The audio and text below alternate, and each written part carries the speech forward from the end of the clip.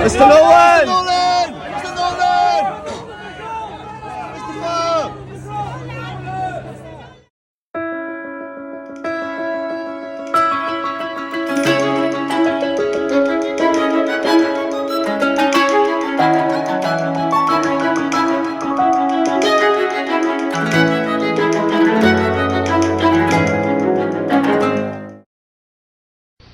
We knew the world would not be the same.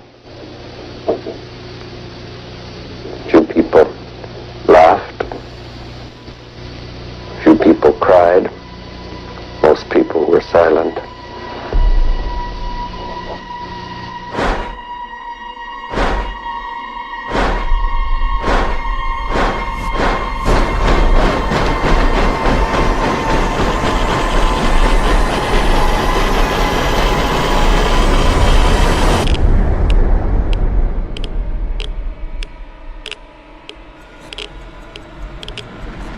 What's up, everybody? Welcome back to another episode of Vault. This is episode 4 entitled Trinity. Today, we'll be looking at just one item from Christopher Nolan's latest masterpiece, Oppenheimer.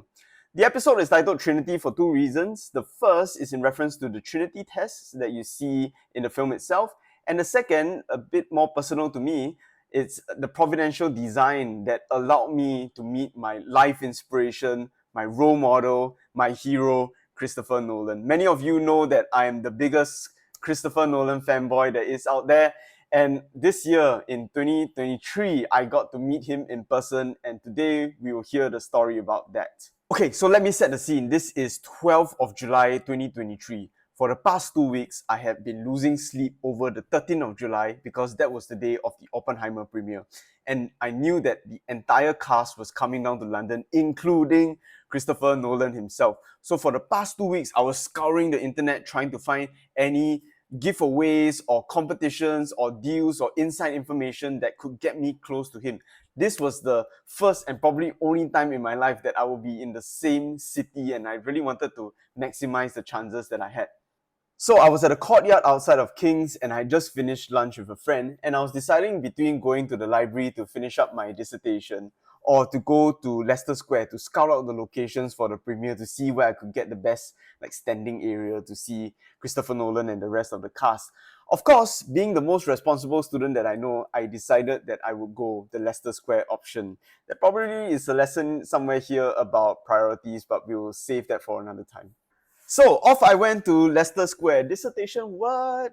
Anyway, when I got there, keep in mind that this was around the same time as the Barbie release as well. And on that day itself, it was the Barbie premiere. So they had the whole 9 yards over there. They had the pink carpet, large LCD screens, huge props, stages, and the whole 9 yards, the whole works, everything was there. It was such a massive scale, and I thought, wow, this is what a premiere looks like, and I can't wait to see what the Oppenheimer one looks like.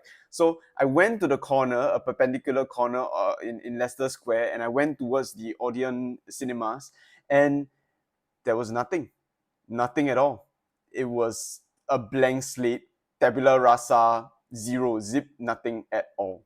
Now, at this point, I was really wondering if I was in the right place at all. I kept checking the website, I kept checking the forums to see if I gotten the location right, and I kept pacing around Leicester Square. I think I must have walked around it like 9 or 10 times just to see if I was in the correct place and everything. But really, there was nothing there. So it's this surreal moment where there's this massive premiere going on one side of Leicester Square, and it's just completely quiet and empty on the other side where the Oppenheimer premiere was supposed to take place the very next day.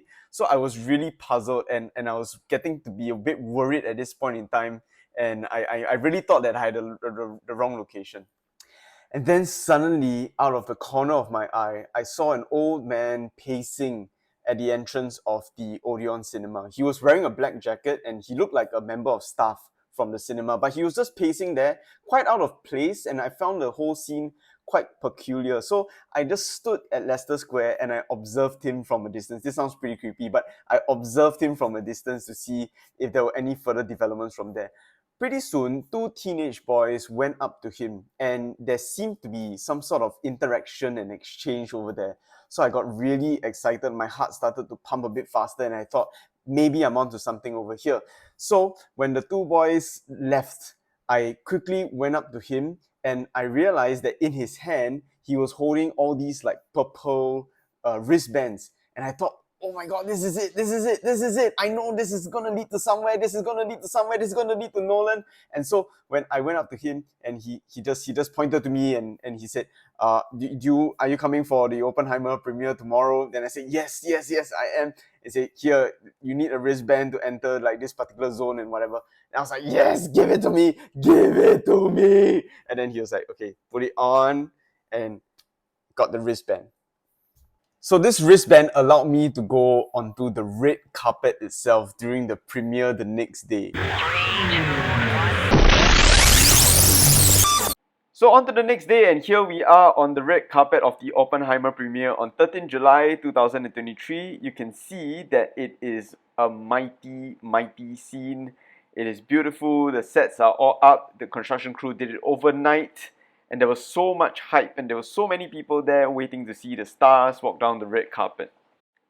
Now, speaking of stars, the first one to walk down the red carpet was Robert Downey Jr. Many people were there for him, but here you can see him just dancing his life away. He did not stop to sign anything at all. Here's Cillian Murphy. He is quickly going away, but he will come back later. So will Matt Damon as well. They are all walking to do their interviews. But as you can see over here, they are back later on to sign autographs, to take selfies and everything. These stars were so humble. They were there for the fans. They stayed for what must have been 30-40 minutes on the red carpet. Here is Emily Blunt. They were here for the fans. There was no doubt about it. Here's Florence Pugh. And of course, for me, the man of the moment, this was the first moment I saw Christopher Nolan for the first time in my life. Here he is up close signing all of our autographs. This was such a surreal moment for me. I couldn't believe that my role model, my hero was right before my eyes, and this was truly a dream come true for me. And here is me still continuing to stalk him, and with his wife Emma as well, the best that I could. And so at the end of that whirlwind of a premiere, this is what I was able to walk away with. A little piece of history, the signatures and the autographs from most of the cast members, including Christopher Nolan himself. Now, just a little bit about the history of autographs and autographs collection. Now, autograph, from its root word in the Greek origin, autographon or autographos, means written with one's own hand. Now, autograph collection began almost a millennia ago, where signatures at that point in time were reserved for the ruling classes and the ruling elites, where together with seals, they served as symbols of power, of wealth, of status. Now, this went on for quite some time until the fall of the Roman Empire, but later on it became fashionable again with the Renaissance period in the 14th to the 17th centuries.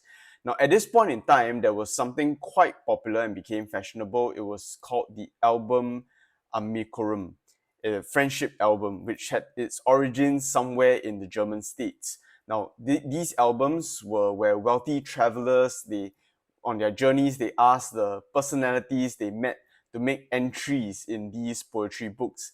The main idea was to prove how connected they were with high-ranking people. Later on in the Enlightenment period, signatures of important historical figures were in high demand among the intelligentsia, the middle class, and royalty as well.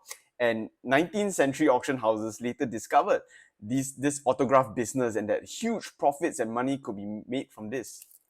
As we entered into the modern period, our definition of a significant person has also evolved over time.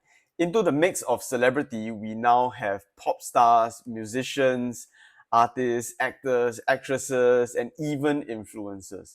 However, the reason for collection remains the same. It provides an unparalleled connection to the most fascinating of characters in history. And autographs are still surrounded by that sort of mystique because of their personal nature and that connection to the person in question.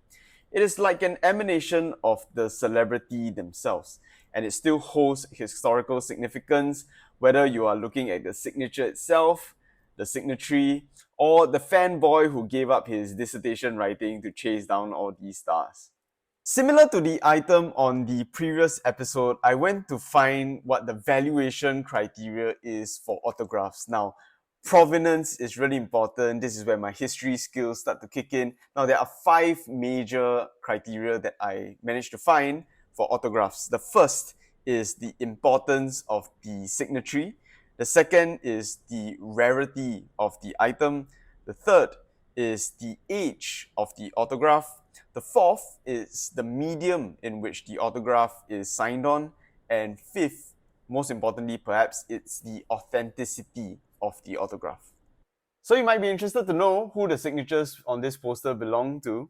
So over here we have Christopher Nolan. This is the composer of Oppenheimer, Ludwig Göransson. Over here in pen we have Matt Damon. Here it's Emily Blunt. The centerpiece is Cillian Murphy. Kenneth Branagh actually signed twice because he kind of forgot that he signed it once, so he signed it again. So yeah, these are all the signatures that I managed to get on that day itself. Truly a day that I will never ever forget. Thank you, dear viewer, fan, stalker, for watching another episode of Vault. This was episode 4, Trinity. I'll leave you with some of the highlights from that really memorable day at the red carpet, and I will see you on the other side. Shane out.